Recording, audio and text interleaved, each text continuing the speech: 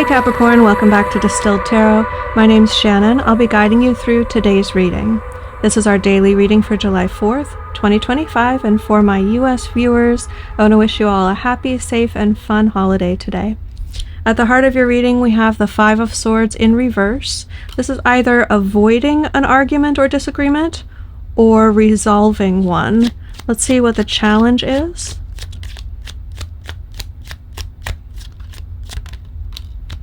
Seven of Pentacles in reverse. So the disagreement is about cashing out an investment, or who's putting the effort in and who isn't. Maybe someone doesn't even recognize that there is a garden that needs to be tended, so to speak, and someone else is left to do all of the maintenance and watering and fertilizing.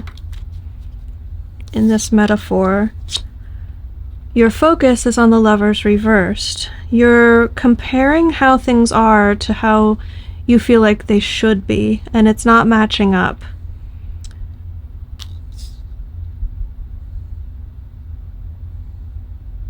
We have the Emperor here at the bottom of the deck, which could mean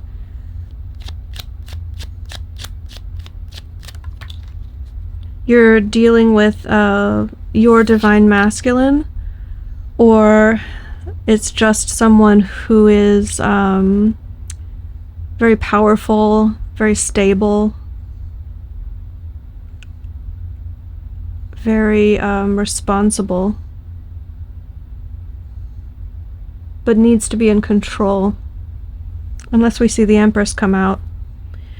In the recent past, we have the Ten of Pentacles reversed. You could have had a financial downturn, a decrease in your income, or some expected payout that fell flat, didn't happen.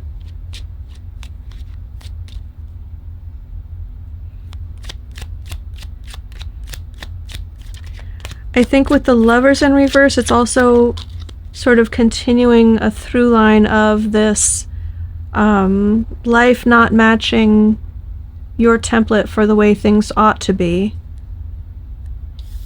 From your higher self perspective, we have the Nine of Wands, which is perseverance. This is, I think, Spirit's way of saying it's good that you're going through this time for the sake of recognizing what you're willing to persevere through. And if we're talking about relationships, in any long-term relationship, there are periods of difficulty. There are times when you feel more connected, like the communication is better, like you have more affection for one another that's reciprocated. And as you go through time, people grow and change and evolve, and so too does the relationship. You sort of fall out of love and back in love with one another in cycles. And there can be these phases where you're not sure if you even like the person, but you love them. This is, I think, representing one of those phases where you're like, okay, I'm in this. I'm seeing this phase of life through. Whatever takes your focus. No, how do I want to say that?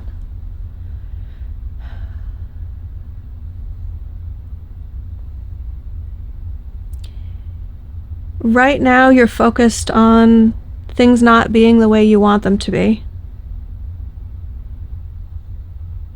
And perhaps these cards showing up in the reverse, the Ten of Pentacles in reverse in the past, the Lovers in reverse as your focus, isn't only here to say the way that I want things to be is not the way that they are, like this. But it could be that latent potential in the relationship that you know is there that will be revived and reborn as your relationship evolves over time. Now, to you youngins, this is not the vibe of a relationship that's only like 3, 4, 5, 6 years old. If you are feeling yourself persevering and suffering through a relationship and you've only been with the person like less than 5 or 6 years, this isn't your reading. Because this is encouraging one, I think, as long as I'm reading the energy right, this is encouraging Capricorn to keep going. That it's a good thing that you're persevering through it.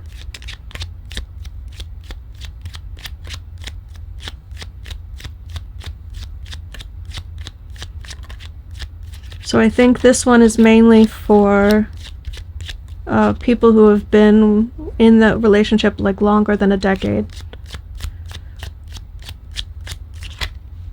In the near future, we have a major shakeup, can be something heartbreaking with the 3 of Swords there at the bottom of the deck, with the Tower showing up. Something shocking, unexpected. Let me pull a clarifier on that. What's the message here for the Tower? Some sort of argument or competition? Maybe your spouse enters a competition without telling you.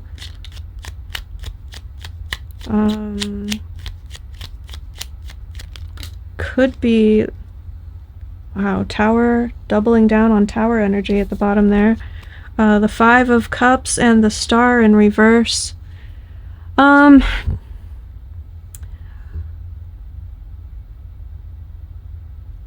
of you may be persevering through finding out that your partner is dating other people, or opening up the relationship. Because in a relationship context, the 5 of Wands can mean like the playing field, so to speak. There's multiple people on the field here, not just you and your partner. But it can also just represent conflict. Okay, the sort of conflict that would represent in a relationship is less like the 5 of Swords.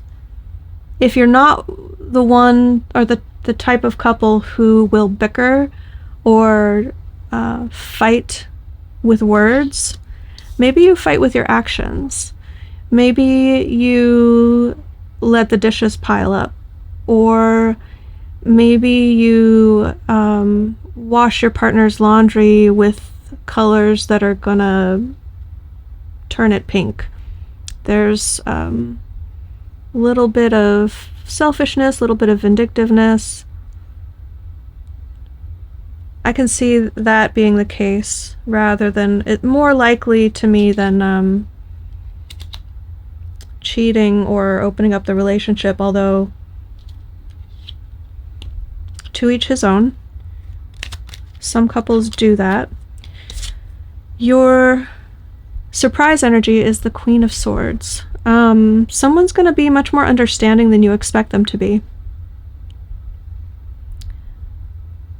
You're going to try to communicate something to someone, but your expectation of them is going to be they're probably not going to be receptive. They're probably not going to really understand. I can only say so much, so how can they really know what I'm trying to convey?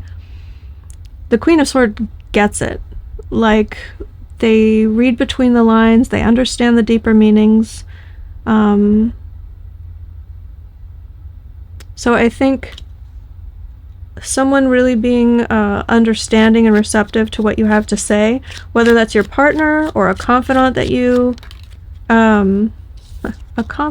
confide in.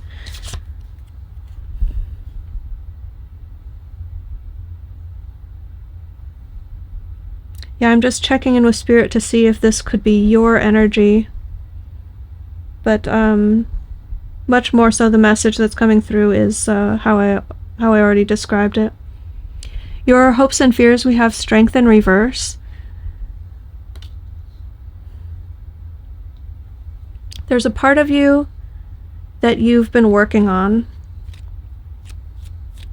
whether it's through therapy or introspection or just self-reflection, maybe reading books, self-help books type books. And you want to believe that you can improve, that you can evolve and grow and better yourself. Not saying that there's anything wrong with you. I think what this card is conveying, or what I'm picking up from you energetically, is that you have this desire to evolve and grow and change, and your hope is that you'll be able to do it, but your fear is that you'll be too weak, that you won't have what it takes to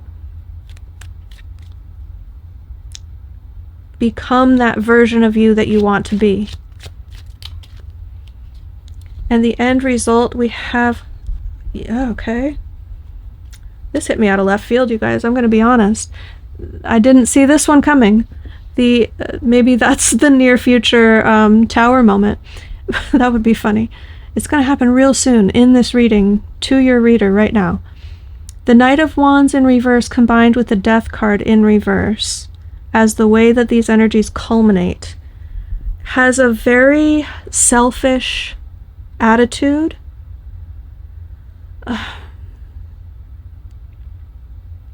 So the Knight of Wands is someone cavalier, doesn't care about what anyone else wants in the situation.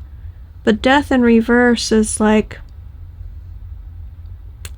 I'm not gonna let this end. This isn't the end.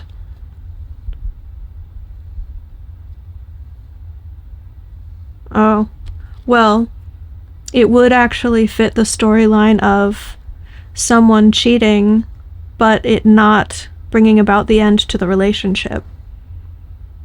So that could be your story. I don't see another way for this to fit the story that I've been picking up on. Although, you know, I gave you the meanings of the cards, so if you feel like it fits your situation in a different way, please rely on your own interpretation. Your advice is the Four of Pentacles in reverse. Don't hold on too strongly to any certain way of doing things, any certain possession, any one thing or any one person.